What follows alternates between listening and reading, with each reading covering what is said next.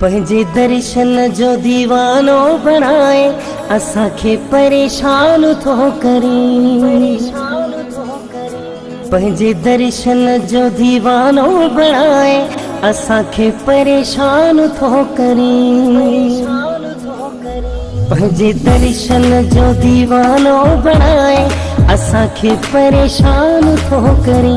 पंहिंजे नज़रुनि जो निशानो बणाए असांखे परेशान थो करे। पंहिंजे दर्शन जो दीवानो बणाए पंहिंजे दर्शन जो दीवानो बणाए असांखे परेशान थो करे। पंहिंजी नज़रुनि जो निशानो बणाए असांखे परेशान थो करे।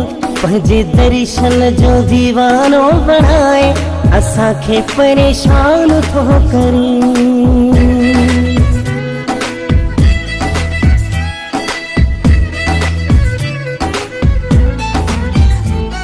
मां भी तबियत जो माण्हू हुयुमि, मूंखे यार मटाए छॾियो थी। मुंहिंजो ज़हन दुनिया जे कमनि करण ॾांहुं कीअं हटाए छॾियो थी। मां भी तबियत जो माण्हू हुयुमि, मूंखे यार मटाए छॾियो थी। मुंहिंजो ज़हन दुनिया जे कमनि करण ॾांहुं कीअं हटाए छॾियो थी।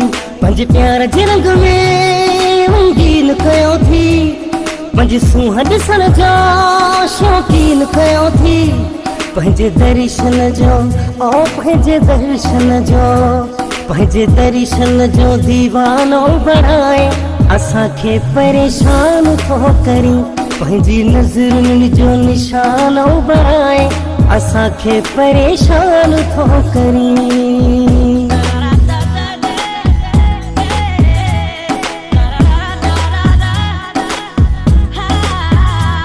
जेके माण्हू पुराणा वाक़ुफ़ हा अॼु हैरत में सभु आहिनि। हाणे यादि रखी छॾ तोसां ख़ुशियूं तोसां मतिलब आहिनि। जेके माण्हू पुराणा वाक़ुफ़ हा अॼु हैरत में सभु आहिनि। हाणे यादि रखी छॾ तोसां ख़ुशियूं तोसां मतिलब आहिनि। हर रोज़ मिलण जो मौक़ो कढणो अथई। दिल खे घर समझी दिल में रहणो अथई। पंहिंजे दर्शन जो पंहिंजे दर्शन जो पंहिंजे दर्शन जो दीवानो बणाए असांखे परेशान थो करे। पंहिंजी नज़रुनि जो निशानो बणाए असांखे परेशान थो करे।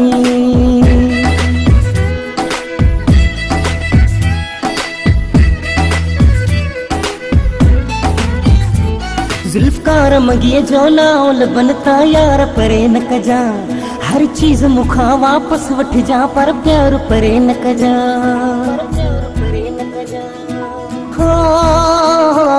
ज़ुल्फ़कार मॻीअ जो नाव लभनि था यार परे न कजा। हर चीज़ मूंखां वापसि वठिजां पर प्यार परे न कजा। ही अर्ज़ थी मुंहिंजो मुंहिंजे अथई गुज़ारिश। हाणे जंहिंखां चवे तूं कराया सिफारिश। पंहिंजे दर्शन जो पंहिंजे दर्शन जो पंहिंजे दर्शन जो दीवानो बणाए असांखे परेशान थो करे। पंहिंजे नज़रुनि जो निशानो बणाए असांखे परेशान थो करे। पंहिंजे दर्शन जो दीवानो बणाए पंहिंजे दर्शन जो दीवानो बणाए असांखे परेशान थो करे। पंहिंजी नज़रुनि जो निशानो बणाए असांखे परेशान थो करे। पंहिंजे दर्शन जो दीवानो बणाए असांखे परेशान थो करे। पंहिंजे दर्शन जो दीवानो बणाए असांखे परेशान थो करे।